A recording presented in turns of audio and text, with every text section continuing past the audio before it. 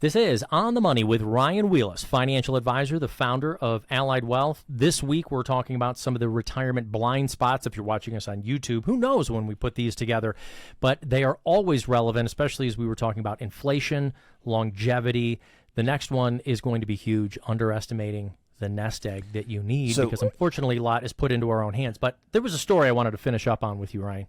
Well, you're talking about boxes, right? And yes, your dad wish he would have gone into the boxing industry because of Amazon. Oh, it's kind of funny. Years ago, a good friend of mine, who was a very successful trial attorney here in Houston, Texas, he's since passed on.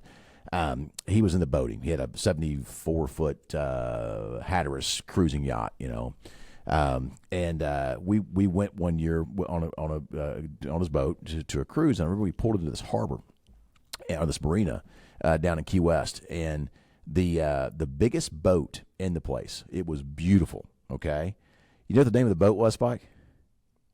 Jiffy Box. This guy, Jiffy Box, made the boxing for Jiffy Box cornbread, and had a boat to prove it, and a nice one. All right. So it's anyway back. It's like the Amazon box thing we were talking about. But folks, it's interesting. There's always opportunity abound to earn a living and do some incredible things. And we always wonder about what kind of risk to take and what we should be investing in. And that's why I think it leads to this blind spot is underestimating as a number 3 for our viewers out there, for our listeners on the radio program, underestimating your retirement nest egg. Ryan, there's another story we're going to be doing in the upcoming weeks as well. We've talked about how there's almost 10,000 baby boomers a day turning 65, but there's the 55 generation. There's the Gen Xers who are 10 years away from retirement, and it's the first generation that will not be dependent on something like a pension plan. They're doing it free solo. They don't have one. They don't have a pension plan. Right, they don't have one. And what I'm wondering is, do people know, and is at 55 or 60, is it too late to find out that they underestimated how much they need to save? Underestimating the nest egg. Is $1 million even, is it still a good place to start? Well, I mean, think about this, folks.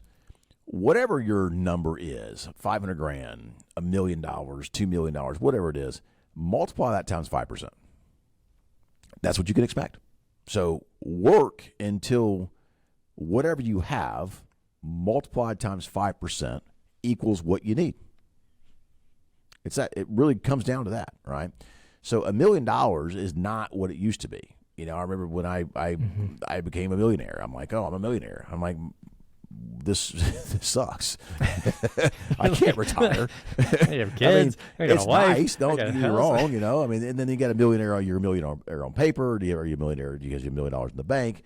But it's not what it you used just to brought be. up a big point. A big question. I don't want to interrupt your thoughts, but I want to ask you something on that though, because a lot of people will do their estimates on, oh, I'm a millionaire. I hit that millionaire mark, but if they include their real estate, that's not investment income that they can spend in retirement. So when we're saying the $1 million mark, do you mean it needs to be $1 million in loose investments that you can actually spend in retirement? For retirement, it needs to, whatever it is, it needs to be able to pay you. Okay, so if you have a residence that you live in and you bought it for $100,000 and it's worth $1 million today, or $1.1 million today for $1 million math, right? You're a millionaire. But you pay to live in that home.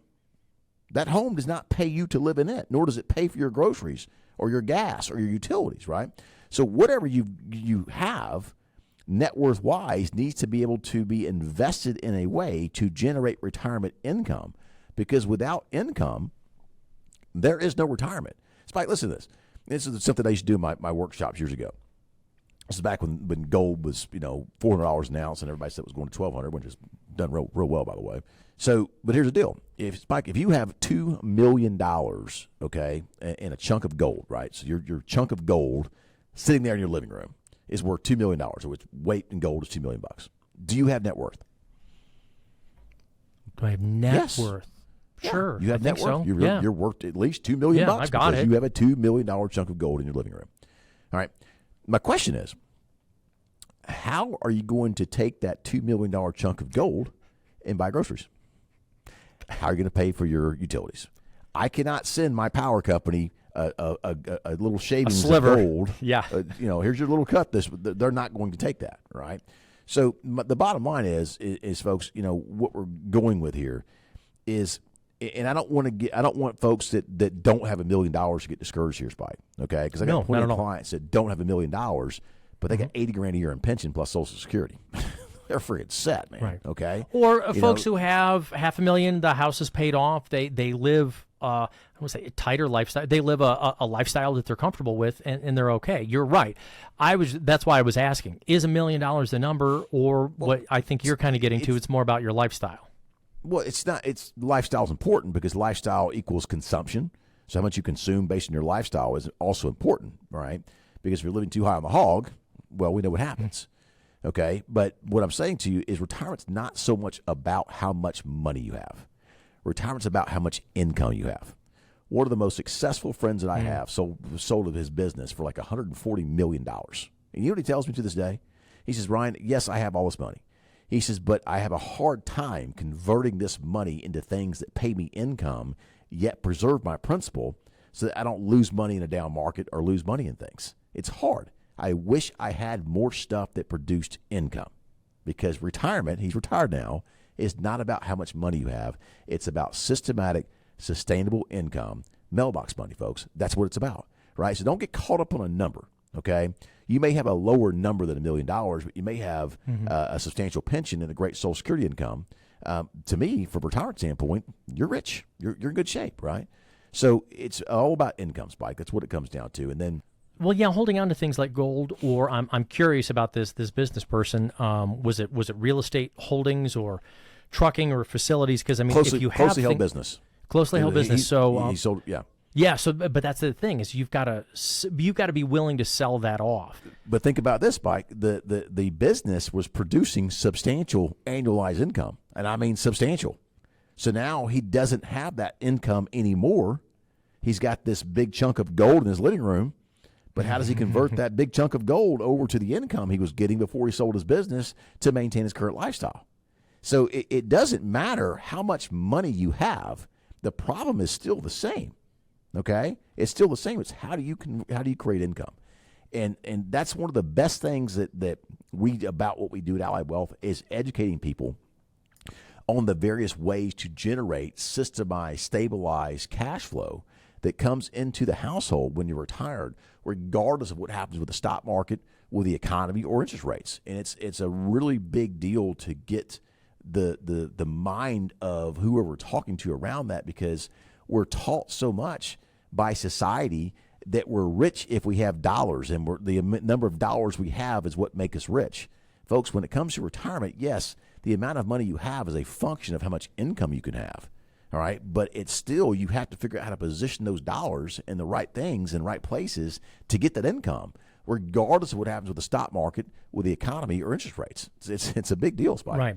And so when he said to you, I have X amount, even if it's $100 million, $1 million, or $300,000, it's turning it into income. He said, I don't know how to have preservation of the capital yet turning it into income. The thing is, I've heard you say that you know those solutions. So did you talk to him about that? And you say it's different kinds of tools for your portfolio. For sure. I mean, for a portfolio that size, it's private credit funds, it's private equity funds, private real estate funds. And believe it or not, one of the things he loves the most, Mike, is the annuities he bought. He's like, dude, I just converted this over to cash flow. This is done. I can use the money that I put into these annuities for income, but I can use the rest of my portfolio to easily regrow what I put into the annuities. This is awesome, right? And that, by the way, is his favorite part of the situation, okay? I'm going to have you say that again. I'm interrupting you on purpose. There's a person who you say who's got $100 million in net worth, and one of his favorite parts is the annuity. He's got $120 million in cash. Exactly. Actually, after tax, Mike, I think he got $120 million in cash. Okay. And why is it? One of his favorite parts of his portfolios is the annuities, because he knows without a doubt there's no risk in those annuities paying him. Everything else he is doing is risk based.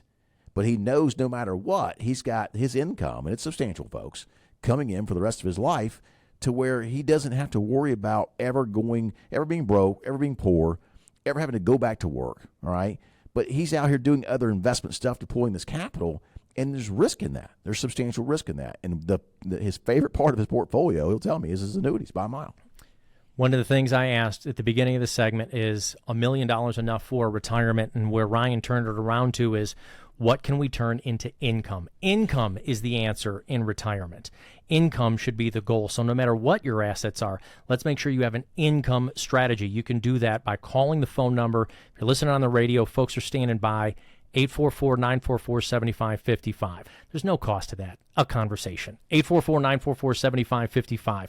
Or go to retirenowhouston.com if you want to. You can schedule your own appointment right there. More retirement blind spots with Ryan Wheelis, founder of Allied Wealth, when we get back right after this.